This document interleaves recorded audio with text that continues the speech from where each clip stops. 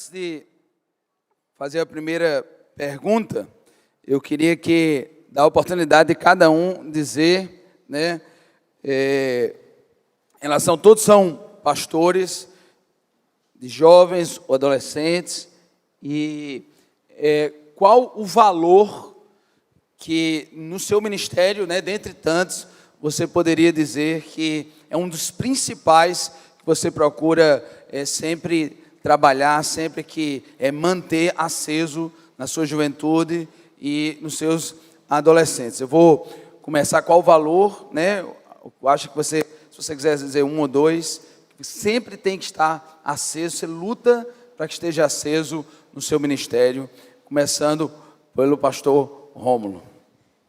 Oi. O que eu preguei aqui, eu falo constantemente, o valor que eu mais reforço é a utilidade no reino.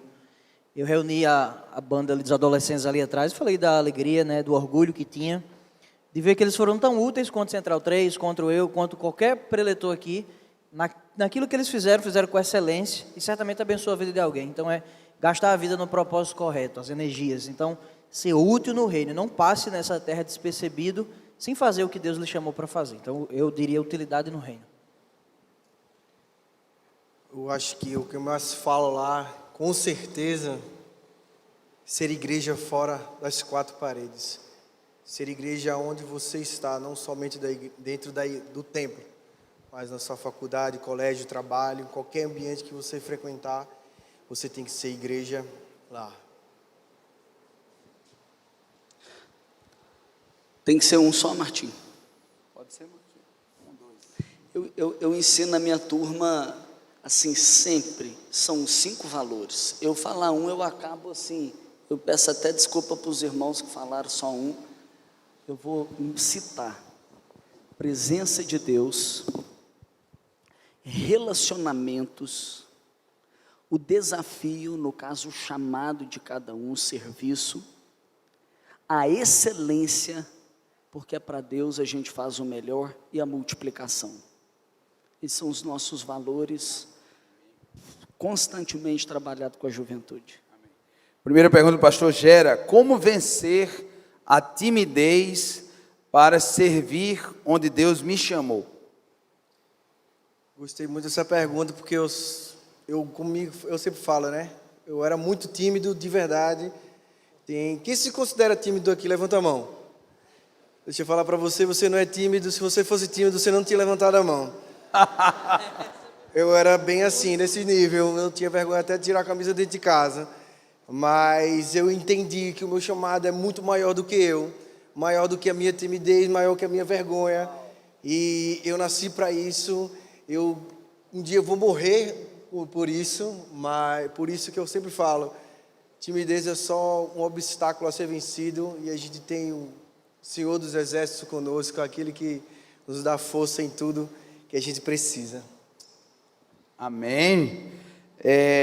Pastor Rômulo, como cumprir o chamado em meio a tanta ansiedade e pressões da sociedade? Olha, eu também sou uma pessoa ansiosa, quem não é, né? Todos nós somos. Mas um dia eu li que a ansiedade é um problema que a gente traz do futuro, talvez seja um problema, talvez nem seja. A gente sofreria no futuro e traz para sofrer hoje também. Então, no seminário, o texto que eu mais lia era Mateus 6. Para falar das preocupações da vida. Esse texto eu lia direto, toda semana. E se tem uma coisa que Deus me ajudou a tratar, foi a confiar nele, né? Então, como é a pergunta, pastor? Como cumprir o chamado em meio a tanta ansiedade e pressões da sociedade? Vamos lá, a sociedade vai lhe pressionar para tudo, menos para cumprir seu chamado. Vai pressionar você para ser um médico, um engenheiro, não que seja problema ser, não que seja. Mas hoje existe uma pressão tão grande que às vezes até parece que outras profissões não são tão eficazes quanto essa. Tem que ser um dessas duas, porque dá dinheiro. Então a sociedade, seus pais, sua escola, seu professor do cursinho vai dizer: estude, senão você não passa, só os melhores. Seu colégio vai criar uma turma olímpica para separar os melhores dos piores, e o mundo vai lhe pressionar para ser o melhor na sua profissão. Isso é legal, é uma bênção. Deus diz para a gente fazer tudo para glorificar Ele, a gente tem que fazer o nosso melhor. mas usar isso como uma ponte e uma ferramenta. Então, tá sempre ligado à palavra do Senhor, aquilo para o qual o Senhor te criou, te chamou. Lê Gênesis 1 e 2 constantemente, você vê o propósito de Deus ali para a vida do homem. Eu acho que é por aí. Meu nome é Larissa, pastor Léo. Gostaria de saber de que modo algum trauma psíquico pode interferir na nossa constância e crescimento espiritual. De que forma? Trauma. De várias formas, ou de todas as formas. Não tem como você ser maduro espiritualmente se você não for maduro emocionalmente. Você precisa ser maduro emocionalmente e espiritualmente, né? Você deve ser saudável de uma forma integral. Então, você deve cuidar bem. É claro, né? Quando você recebe o Espírito Santo, o seu espírito é regenerado. Mas você deve, como se fosse uma academia espiritual, exercitar o seu espírito, praticando as disciplinas espirituais, lendo a Bíblia, orando, praticando jejum, confissão, adoração, não é? Até mesmo a confissão de pecados. Você tá exercitando o seu espírito, mas tem gente que pensa que isso está bem, e aí quer viver uma vida ministerialmente, quer grandes realizações em qualquer área que seja da vida, sem cuidar das outras áreas também. Você deve cuidar da sua alma. Sua alma é a sede do seu eu, é a sua personalidade, as suas emoções, está ali, traumas estão na alma. O homem nosso, o homem que eu digo, o ser humano, deve ser controlado pelo Espírito. Então o Espírito deve agir de forma que a sua alma ela seja curada, restaurada, para refletir a Jesus. Então você tem que cuidar da sua alma, curando, tratando todas essas questões. Então você pode optar por um acompanhamento psicológico, porque vai te ajudar, é um profissional da área e tem muito para agregar nas questões da alma. Agora você pode também, não é, aproveitar as ferramentas que a igreja oferece, que o discipulado oferece, que os grupos oferecem, até mesmo os nossos cultos, para ir praticando isso, de forma que você vai dando uma passada assim na sua vida, desde a sua infância, adolescência, até os dias de hoje, vai percebendo palavras que você recebeu, que entraram na sua vida como uma semente, e você permitiu que ela entrasse, gerou uma raiz de amargura, um trauma, e aquilo vai impedindo. A palavra de Deus mesmo fala, cuide para que nenhuma raiz de amargura, ela cresça, brote na sua vida, causando perturbação e contaminando a muitos. Quando uma raiz na sua alma ela é ali gerada, ela perturba a sua vida, ela contamina outras pessoas também. Então você precisa cuidar disso. Então não só uma palavra, mas algo que alguém fez com você, algo que alguém, ou que você fez, gerou uma ferida, isso precisa ser curado, isso precisa ser tratado, você precisa liberar perdão, você precisa voltar ali atrás, né, assim, arrancar aquilo que entrou ali em você e gerou esse trauma, essa frustração, para a sua alma ser curada. Então o nosso espírito já foi regenerado, agora ele precisa ser exercitado. A nossa alma está sendo transformada, é o processo de santificação, você precisa entrar nele com tudo, cooperando com Deus. O nosso corpo um dia vai ser glorificado, mas tem gente também que esquece do corpo, e o corpo precisa ser disciplinado. Você tem que cuidar do corpo, é o templo do Espírito. Você precisa, não é? Tem gente que, eu não estou entendendo, eu estou doente, Deus me cura, mas você não cuida do corpo, você não avalia o que você come, atividade física, sua noite de sono. Então você é integral. Então, infelizmente, hoje a nossa, na espiritualidade, fala, cuide do espírito, esquece do resto, está errado. Então é espírito, alma e corpo, sejam preservados irrepreensíveis até a vinda do Senhor. Então um trauma vai te gerar muitas consequências, você precisa cooperar com Deus urgentemente, para você tratar, superar. Existe tratamento, existe cura, existe superação, e o propósito de Deus é te fazer mais parecido com Ele. Amém. Pastor Rômulo, como saber se tenho discernimento suficiente para entrar em um relacionamento com uma pessoa não crente, mas com a intenção de evangelizar e ganhar alma para Jesus. O namoro missionário, né? O namoro... Eu acho uma bênção isso, sabe? Porque o pastor acabou de pregar, né? Para Deus nos mandar, para enviar para missões. Vamos lá. Bem, primeiro ponto, lendo a Bíblia. A Bíblia diz que não há comunhão entre luz e trevas. Já começa por aí. Então você começa um namoro assim, já sabe que já começa errado. Não é assim, pode dar errado, ele já vai dar errado. Tá? Então eu costumo sempre fazer um passo a passo, falar bem rapidinho, quando eu prego os adolescentes sobre namoro, eu ensino um passo a passo. Primeiro passo eu digo, mantenha uma vida de oração, você e Deus, você ora por tudo. Pelo seu futuro, pela sua vida, pela sua profissão, pelo seu cônjuge, beleza. Segundo ponto, você identifica alguém que tem no coração a preocupação de se parecer com Jesus. Não é um crente, não é alguém que está na igreja. Não vá por rótulos. Alguém que tem no seu coração a intenção diária de se parecer com Jesus. Ok, você identificou essa pessoa, você começa a orar intencionalmente, você e Deus, por aquela pessoa. Senhor, se essa pessoa faz a tua vontade. E aí você, terceiro passo, você comunica a pessoa da sua intenção, se ela passou por um crivo simples, é temente a Deus, honra seus pais, pense em algo para o futuro, para a vida, simples, 3 coisas simples, temente a Deus, pais e futuro, comunica a ela. Se é recíproco, passa a orar de forma intencional, para confirmar valores específicos.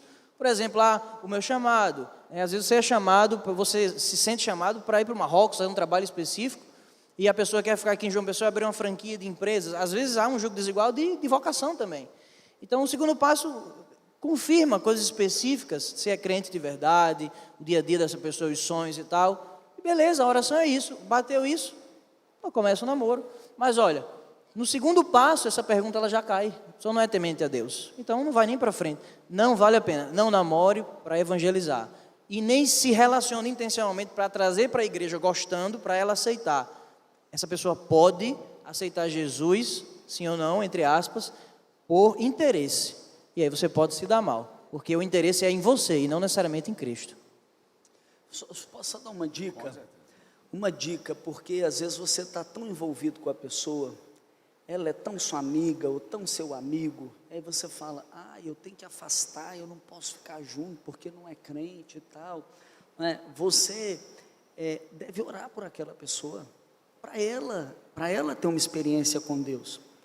Você como um amigo e com toda ressalva, guarda o seu coração, respeita os limites de uma amizade, mas como um amigo você está interessado e não falou, talvez a pessoa falou, mas você guarda o seu coração para o seu bem. Mas como amigo você pode impulsionar aquela pessoa para ter uma experiência com Deus, ajudar ela. Se você está querendo envolver nesse relacionamento para levar ela para Deus, cara, leve ela para Deus sem entrar nesse relacionamento, blindando o seu coração. E se essa pessoa se converter para valer, assumir esse novo nascimento, honrando os pais, como falou muito bem o Rômulo, e tendo um futuro legal, você pode até dar um passo para investir, mas protege o seu coração e seja esse missionário, sem esse envolvimento emocional e afetivo aí. Amém. Próximo aqui não tem indicação, mas pela pergunta eu vou direcionar a Gera. Ele diz assim, Deus tem se movido de diversas formas em todas as regiões do Brasil, se movendo, utilizando a cultura dessas regiões. Como você tem percebido que Deus quer se mover no Nordeste? E como valorizar aquilo que está em nós, sem nos enquadrar na forma do que acontece em todos os lugares? Amei a pergunta. Eu faço um trabalho que é a nossa conferência, a gente há alguns anos deixou de ter acampamento na época de carnaval, porque eu entendi que a gente tem que ser igreja, tem que ser relevante e não entregar a cidade ao diabo, né? Às vezes as pessoas saíam, não tenho nada contra, amém? Mas eu estou para ganhar pessoas aonde elas estiverem, a tempo e a fora de tempo. E a Recife, eu sei que alguns de vocês conhecem, ou talvez a maioria, é uma cidade bastante cultural. E a gente consegue alcançar pessoas em Recife, boa parte dela, através da cultura em si. Então a gente, na época desse congresso que a gente faz, de carnaval, a gente eu estava falando com o pastor Romulo, eu disse, de manhã, a gente vai evangelizar na rua, de noite a gente tem o culto, a gente recebe de noite, de manhã a gente vai para a rua. E como a gente vai para a rua, a gente vai para o Carnaval de Olinda, com uma banda de maracatu, e a gente não toca outra coisa a não ser maracatu, porque é uma coisa cultural do nosso estado, e a gente fala, vamos dizer assim, a língua dele, na linguagem dele, mas com a palavra de Deus. E é muito engraçado a gente começar a subir aquelas ladeiras e ver as pessoas saírem das casas para dançar carnaval, para pular carnaval, e eles param e olham assim, mas isso é maracatu, mas que letra é essa? Você está subindo e tem o fiscal do turismo e ele olha assim, eu do lado dele, a banda subindo, e ele fala assim, graças a Deus, ele não sabia que eu era do mesmo grupo. Ele, graças a Deus, alguém que toca música da gente, que estão tocando maracatu, e ele, coitado dele, nem sabia nem que a gente tá ganhando gente para Jesus estar subindo a ladeira.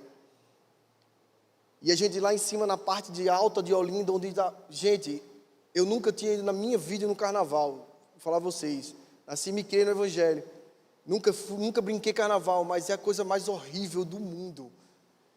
Mas a coisa mais linda do mundo é você ver uns caras, uns marmanjos velhos, vestidos de mulher, chorando de soluçar, dizendo assim, eu nunca pensei que Deus podia me alcançar aqui dentro desse lugar.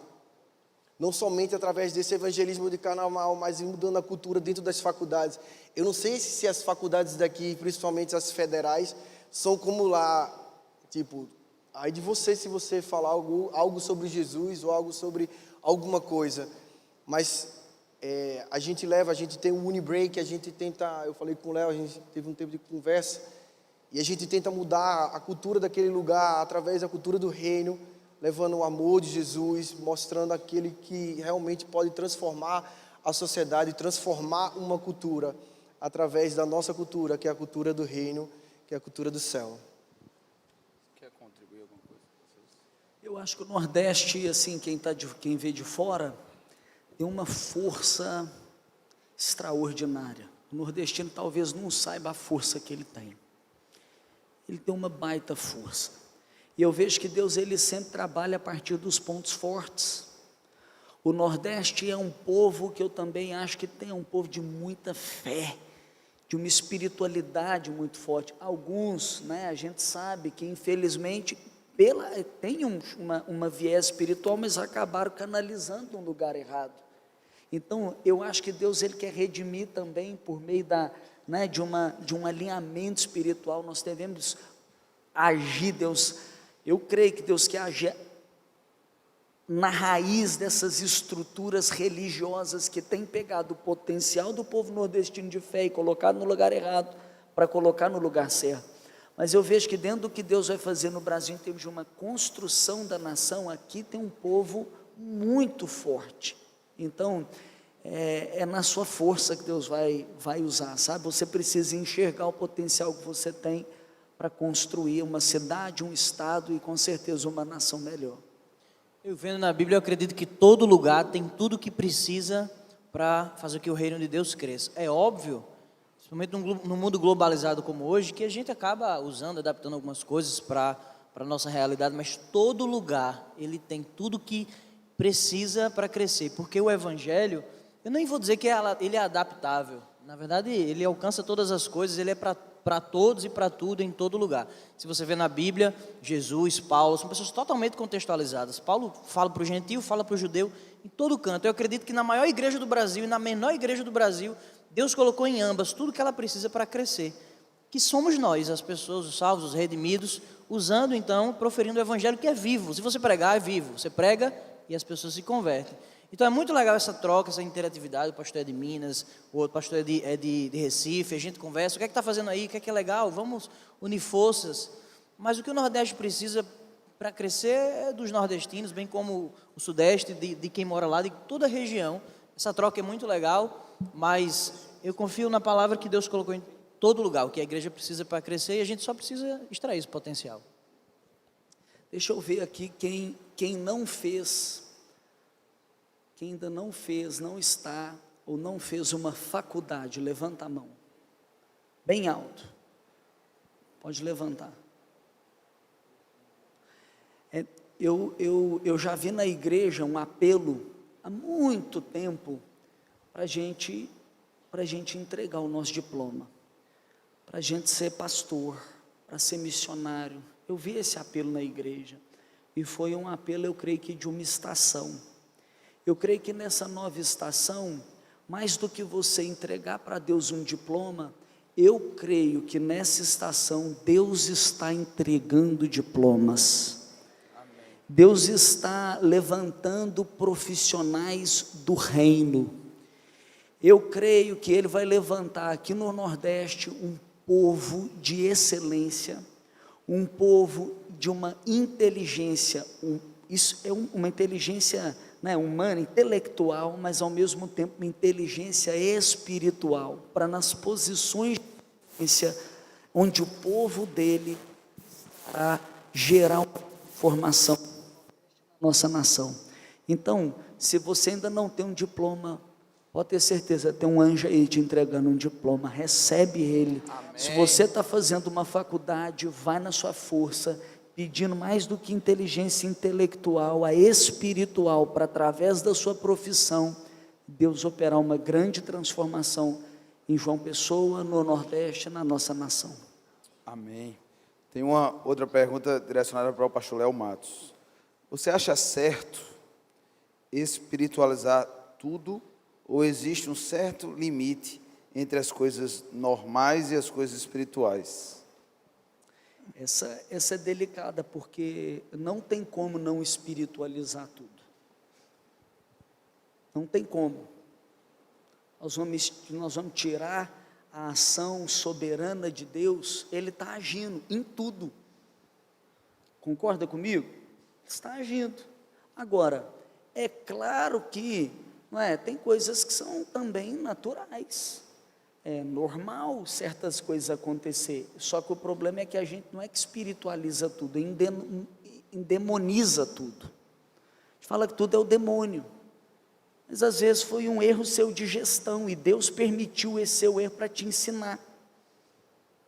Você não soube administrar suas finanças e entrou num buraco. Às vezes você fez uma má escolha no seu relacionamento, porque a soberania de Deus caminha junto com a responsabilidade humana. Sabe o que é isso? É a profundidade da sabedoria e do conhecimento de Deus, que é insondável. Nós não vamos entender nunca. Não é o que a palavra de Deus diz? Ó profundidade da sabedoria, do conhecimento de Deus. Nós não vamos entender. Agora, tem a responsabilidade humana, tem algo que Deus está fazendo, tem algo que infelizmente o diabo influenciou ali para acontecer. Então, você precisa ter a maturidade espiritual, você precisa saber que nem tudo é o diabo. Concorda comigo? Às vezes, somos nós mesmos, foi você que não fez uma boa gestão do tempo e atrasou, acordou tarde, não pegou o ônibus, chegou lá e falou, é o diabo, olha o que ele fez comigo. Irmão, põe um despertador, vai dormir cedo, vai acordar na hora. Então, e eu vejo que em tudo, Deus coopera para aquilo que Ele quer fazer na nossa vida, né? E se a gente tiver um olhar que Deus, Ele até às vezes permite certas situações, porque Ele está nos moldando, nos tratando, ao invés de endemonizar, nós vamos nos alegrar nas diversas tribulações, nas diversas provações que acontecem na nossa vida, como diz Tiago no capítulo 1. Pastor Gera, como manter essa graça que estamos sentindo aqui no Congresso, a partir da segunda-feira, no nosso dia a dia? Gente, eu amo o Congresso, mas a gente sempre escuta isso, que quando acaba o Congresso, parece que acaba, né? O fogo meio que esfria. Gente, é o amor e o desejo de todo dia você estar com Ele, de fazer a diferença. Você está aprendendo aqui, não para você, mas para levar para o próximo. Então, se você está aprendendo aqui e vai levar para o próximo, você não vai deixar isso esfriar de jeito nenhum. Nem na segunda, nem na terça, nem na quarta, nem na quinta, nem na sexta, no sábado, domingo e assim em diante. O fogo nunca dorme, ele nunca apaga. Se ele está sendo aceso aqui, ele vai continuar sendo aceso. Eu sempre falo sobre a chama, que eu acho muito, não parece, né? Mas eu já fui atleta, sempre gostei de Olimpíadas, fazia atletismo. Sempre gostei muito do atletismo e eu sempre achei massa a questão de Atenas, que se a chama é acesa em Atenas. Pelo raio do sol, esquenta e acende uma tocha só. A partir de uma chama só, de um dia, ela percorre todo o planeta, sendo passada de mão em mão. Então, só depende da gente nunca deixar essa chama apagar e sempre passando essa chama ao próximo que está do nosso lado. Por lenha, isso. Amém. Eu gosto de lembrar uma coisa muito legal, a começar de mim, tá? Uma reflexão a partir de mim. Quantos sábados esse ano tiramos o dia inteiro para ouvir Deus falando? Quantos? Por que Deus fala no congresso? Por que Deus fala no acampamento? Porque a gente para ouvir. Como é que eu levo o congresso para o resto da vida? Pare para ouvir Deus todo dia, dedique um tempo de oração, de leitura da palavra. Todos os dias. Por isso que Deus fala no acampamento. Pastor, vocês dizem, esse lugar é mágico. Não, esse lugar não é mágico. Ele é normal. É porque aqui você não trabalha, você não tem TCC para entregar, né? Você não tem Wi-Fi caindo, não tem nem celular que pega. Por isso que Deus fala, porque a gente para ouvir. Então, a dica é a gente exercitar fora do congresso, né? Tem Central 3 no YouTube aí, ó. Tem Pastor Gé, Léo Mas aí no YouTube. Escuta também, né? Benção todos os dias. Amém. Tem uma pergunta aqui, apesar que eu estou com mediador, ele veio direto para mim. Tá, Pastor Léo, faz a pergunta para você. Deixa eu fazer a pergunta para o Martinho. Pastor Martinho, quando entregamos nossa vida a Deus, como fazer para literalmente aceitar que o passado ficou para trás? Responde, Martinho. Olha só, quando a gente entende a obra salvífica de Cristo, nós nos identificamos com Ele na cruz. Nós entendemos que Ele morreu uma morte que era nossa. E lá em Colossenses, diz assim, o escrito de dívida que havia sobre nós, ao nosso respeito, ele foi cancelado. O escrito que tinha lá, a palavra que é usada lá no grego, é algo escrito à mão. É como uma confissão de dívida escrito à mão. E a palavra cancelar é anular mesmo. Então, na cruz do Calvário,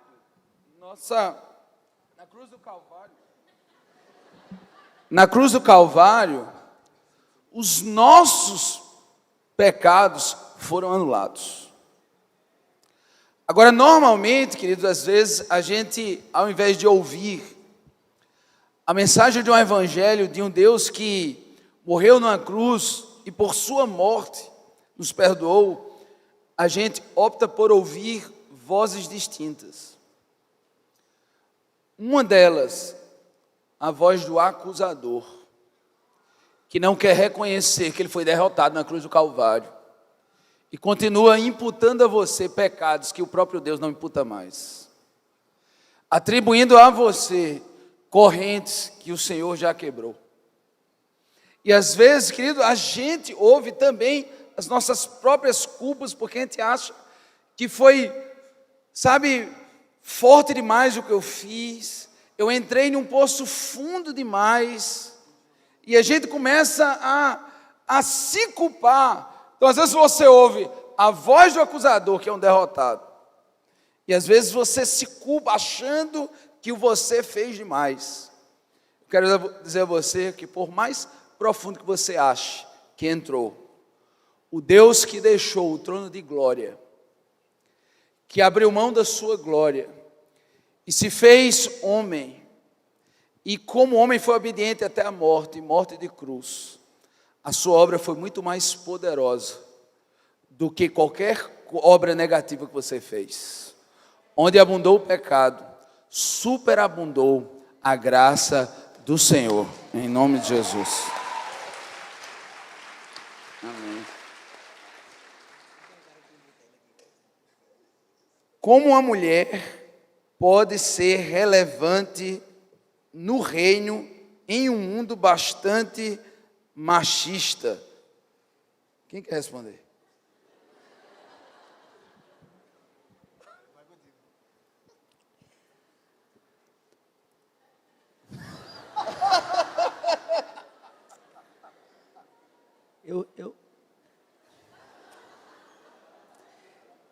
Você sabia que a primeira missionária foi uma mulher? Jesus levantou uma mulher, valorizou mulheres. É triste ver essa questão do machismo. E é triste também ver muitas mulheres interpretando mal também a igreja, que na verdade não deveria, não é, trazer esse tipo de mensagem que talvez as mulheres estejam entendendo, mas a mulher, ela sempre foi valorizada por Jesus, ela tem um papel diferente do papel do homem.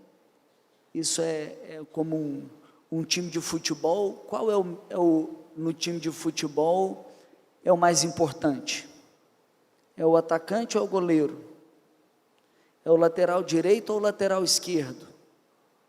No time de dois que Deus estabeleceu, porque Ele tirou a feminilidade do homem e fez a mulher, por isso que os dois também se tornam um. Eles têm papéis distintos, mas eles são igualmente de valor para Deus. A mulher não é que ela pode ser relevante, ela já é relevante. Já é. E no meu caso, eu coloquei a minha mulher do meu lado.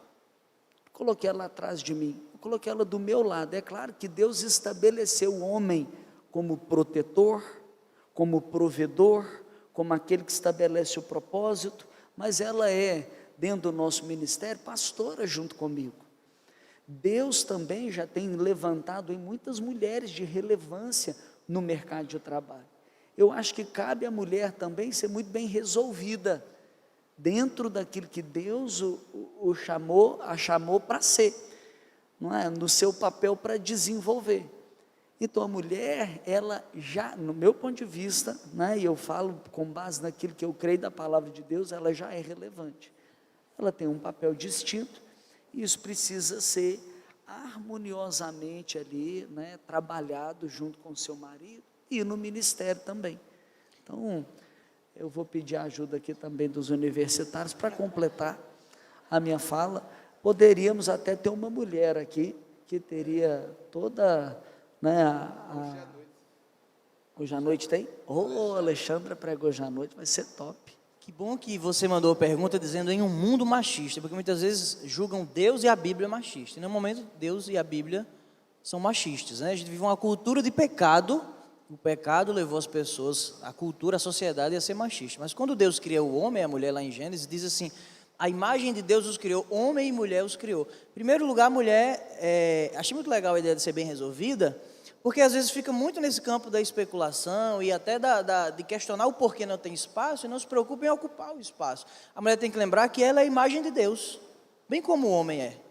E ela tem uma função e uma missão no mundo que o homem nunca vai desempenhar, porque Deus deu papéis diferentes. Exatamente como a Trindade é 3 em 1, unidade em diversidade, pessoas diferentes, mas com o mesmo valor, porém com missões diferentes, que nunca entram em desacordo. Da mesma forma, a mulher e o homem. Deus chamou o homem para algo, Deus chamou a mulher para algo. E esses papéis se complementam, eles não são excludentes. A raiz hebraica para o nome da mulher, lá em Gênesis, chá, suavidade. O homem, ish, força. Então, é necessário a junção, a união dos dois. Eu acho interessante quando Deus se refere a auxiliadora idônea, Deus está usando uma palavra que em todo o Antigo Testamento só usou para definir ele. Elevo meus olhos para os montes, de onde me virá o socorro, o auxílio, é a mesma palavra que Deus usou para definir a mulher. Em todo o Antigo Testamento, aquela palavra só define Deus. Ali ele define a mulher, a importância da mulher junto ao homem. Então, como é que ela pode ser relevante? Sabendo, em primeiro lugar, que é a imagem de Deus. Então, ela precisa glorificar, espelhar e espalhar a glória dele para onde for. Então, ocupar os espaços que são únicos e exclusivos, única e exclusivamente só executados por mulheres. Esse congresso aqui não foi feito só por homens. Tem coisa que é a missão e o chamado do homem, tem coisa que é a missão e o chamado da mulher.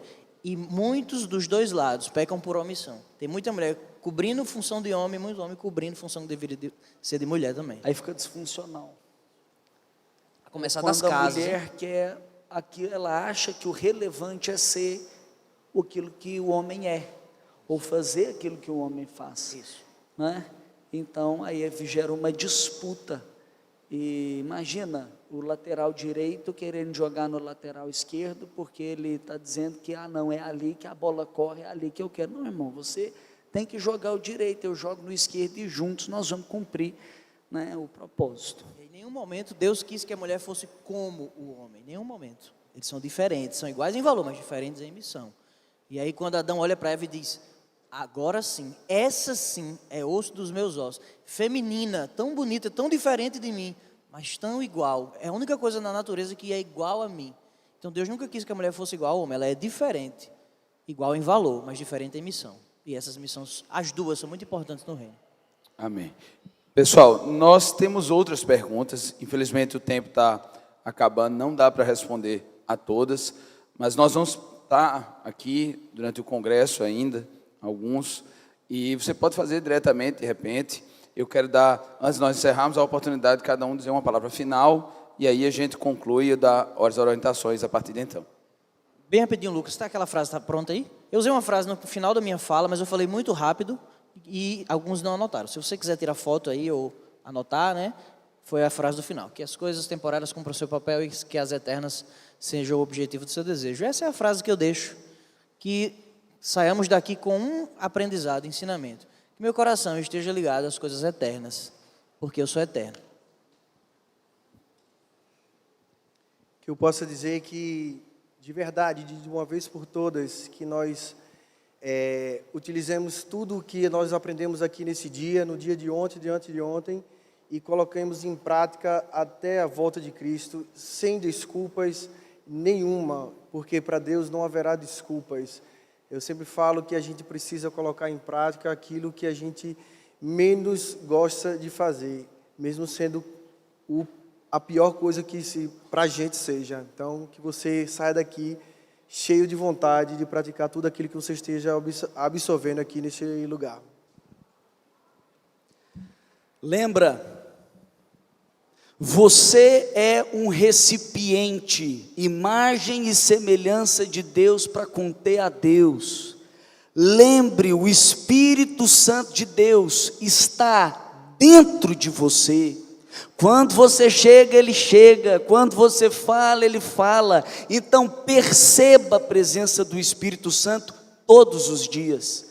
Experimente o poder dEle todos os dias, te transformando, te curando, te capacitando para você cumprir o propósito dEle, porque Ele está em você, para você cumprir o propósito. Então, abre seus olhos, veja a multidão aflita e desamparada, como ovelha sem pastor. Se posicione como um discípulo dEle, cheio de compaixão, para gerar uma transformação na sua geração.